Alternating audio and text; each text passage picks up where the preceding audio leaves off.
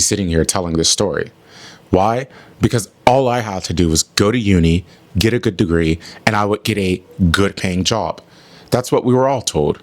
However, I was laid off by the United States government. Here's my story. In January 2025, President Donald Trump signed an executive order, the Realigning and Reevaluating Foreign Aid. And because of this, I worked for an implementation partner.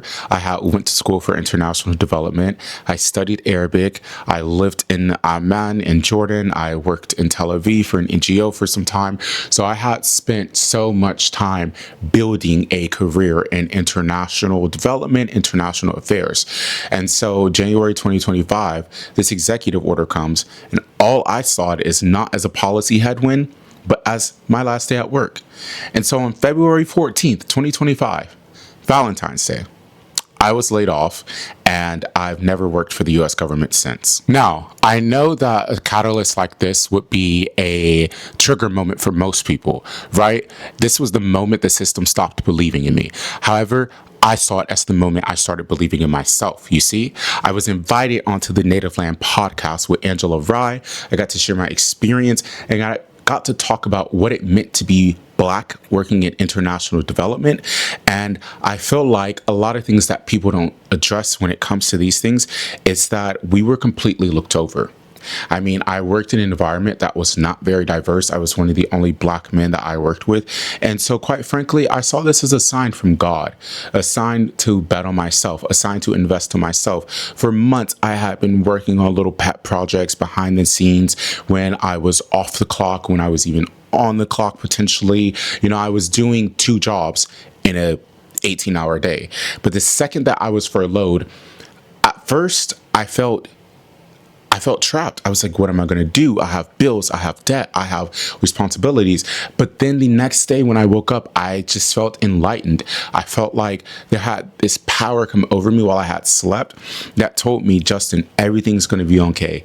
Do exactly what you want to do. Make the YouTube videos, start the blog, travel to Ghana, go talk about what it means to be a Black American. And so I really want to highlight this video and highlight the moment of being furloughed as a catalyst, because without it, I wouldn't be here sharing my experience with you guys as an audience. I wouldn't be making content. I wouldn't be living in London. I wouldn't be doing all of these creative things that I had, wanted and longed to do for so long, if I had not just been like thrown out there into the wind and like just kind of had the sheets ripped from under me. So I do say that like it felt like I was just another number to the government, which I think we all know that. Anyone who works in a corporate setting, you realize that you are just a number. But I will say that for me, it honestly was freeing. I'm young, I'm Gen Z, so it's really hard for me to stay kind of tied down to a job, because when I look for growth, but I look for things that inspire me intrinsically. And I loved the job that I did. I loved the projects. I loved working on projects like in Asia, Cambodia, and Africa. However, I felt that I was still very disconnected from the work, and that I was disjointed with the reality of the people whose lives I was helping or enhance. Now, there comes a hidden cost with these furloughs and layoffs that no one talks about, right? And those are the lives that we don't see on the other end of the press releases. They just sit. Okay, those are the lives of the people being impacted, but the people who were also making the impact. And the way that Donald Trump, the way that him and his cronies came in and really messed up the US government in the first 100 days, I mean, it left a psychological toll on me. The second I got my furlough notice, I started feeling like, am I not good enough, or am I not smart enough? Am I not intelligent enough? Like, was I not performing well? Was I the only one giving this notice? Was I giving this notice because I'm Black?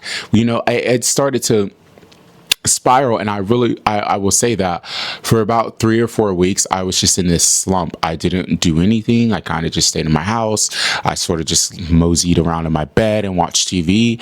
And so it took about that 3 or 4 week period for me to come around and then realize that, hey, this was actually like a blessing in disguise. And that's when I started getting creative, and that's when I started scripting and started writing and started building the Black narrative platform. And I was like, you know what? I'm going to build a platform where Black people and diasporans and Africans and anyone, whatever you want to call yourself, can share their experience. And I'm going to call it the Black narrative. And it is about the shared and unshared parts of the Black experience in living in the diaspora. And so I started my Substack, like I said, but it just took a toll on me because I'm an overachiever and I'm always used to feeling like I'm achieving and always I'm over ambitious. So to have that notice come in, it made me feel like I was not good enough. And when you start to feel not good enough in your work life, it starts to spiral into your personal life. And so I started looking in the mirror and judging my weight. Oh, you're not losing weight fast enough. Oh, you're not making money fast enough. Oh, you're not doing this. And so I would call that like a cultural reset for me. It really, really, really reset the way that I saw work, as in I no longer saw my job as something that defined me. It was just something that I do, something that I go to make money, because I'm a creative. I'm an artist, right? What I'm creating right now, I'm making is art. So for me to do this, because I'm not paid from this yet, I have to go and I have to work, and that's okay. But that really took a psychological toll on me, and it did one or two things. It made me, one, realize that my personality, my charisma, what I bring to the table was not being valued in the workforce, and so it was better off somewhere else. So I sat down, I made a plan, and I began investing in me and investing in my businesses and my projects, because it was time to take them serious.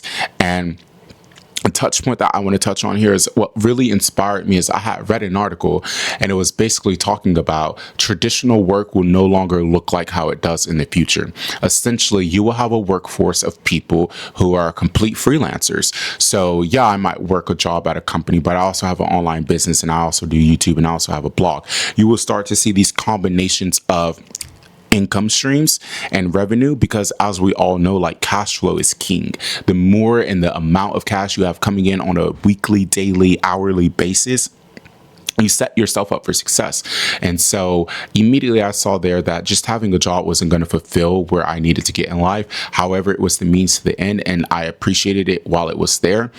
But now we're in a new period, and Justin is just, I'm just betting on me, and I'm just believing in myself, because I really appreciate the efforts that have come out of me even doing this YouTubing and the podcasting and the blogs. Like, I'm seeing the traction. And so all in all, that psychological toll that it had on me, if anything, and it did nothing else, it gave me the confidence to work for myself, to build a business for myself, and to make myself richer and wealthier versus doing it for a corporation. And I advise you to find a way to multiply your revenue streams, okay, your income streams. And if you want to talk about that, I'm more than happy to make a video, because I am learning as I go, and I want to share all of the evidence with you guys as I learn this, because nothing is to be gatekept. What do I have to gatekeep? There's enough money to go around for everyone to have some. Hi everyone. Thank you so much for watching this video so far. I want you to know that without your support, I could not make this channel possible. And so to continue to support me and to make sure that you are supporting, I just want to make sure that you're subscribed. If you're not subscribed, please go down below right next to my name and click the subscribe button. It's free, and it makes sure that my message continues to get out to more viewers, more audiences, and more people who are interested in this content. Thank you for supporting my channel. Here's what I want you to understand, and here's who gets left behind. Anytime the federal government shuts down, furloughs, or goes into some kind of chaotic mess that it does and has been doing recently, as you're now seeing what's going on with TSA, and they're having ICE step in because you have the DHS funding, the Department of Homeland Security, the funding that's not coming through in order to pay TSA. However, what happens, and if there's, I want you to notice the pattern here. Anytime the government fails, it's always on the backs of the public servants, the people who keep the government up. Okay? So that is the first thing I want you to know. The public servants are the ones that I told, oh, this is bureaucratic job. You'll have a job for 30, 50 years. But the second the government comes down, who goes first? the public servants, because to the bureaucrats, they were nothing but numbers. And so what I want to understand, what I want you to understand, and what I want to make here is that when I stopped caring what the system thought about me, I was able to be free. I was able to create and to design because, like I said, the people that are left behind are the public servants. But then let's really get into the nitty gritty. Who in the public servants are left behind? The black and brown people. Yeah.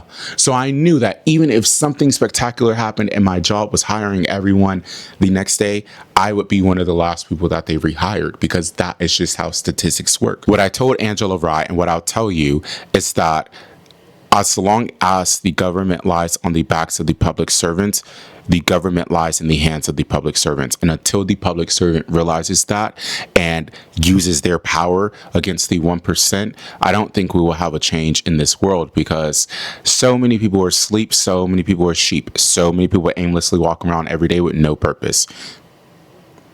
Okay? And we cannot allow that to happen.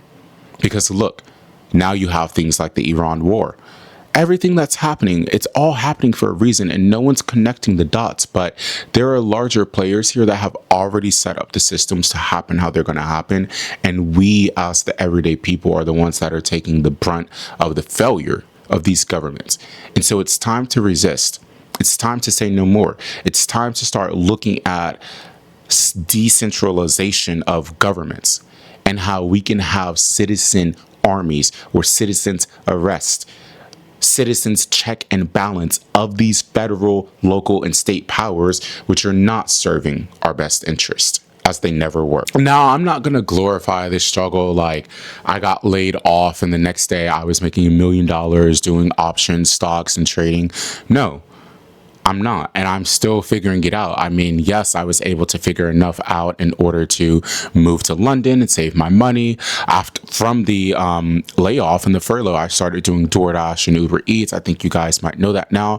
And there's a video coming about how I made £10,000, so $13,000 in 6 months doing DoorDash, by the way.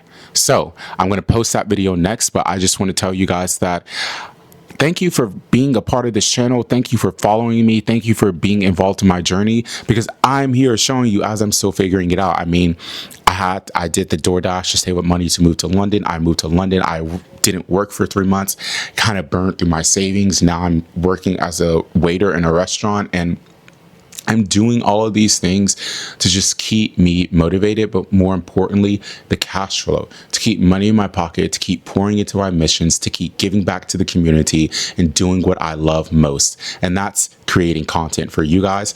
That is what I love most. I love creating community. I'm passionate about the things that I'm talking about. And in my free time, gosh, all the time, all I want to do is just make videos, share posts, write, and do blogs.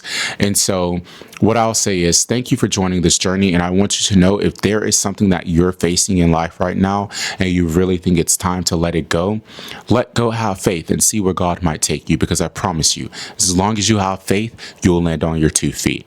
Stay grounded, stay global, stay black. Don't forget to like, comment, and subscribe below to this video. If you've been inspired by this and you want to know more about my story, feel free to check out the blacknarrative.news to read the full article. Thank you for coming along and being a part of this journey. I really, really, really cherish everyone who takes the time to watch this video. And don't forget to subscribe for the next video in 2 weeks. Stay grounded, stay global, stay black. Ciao.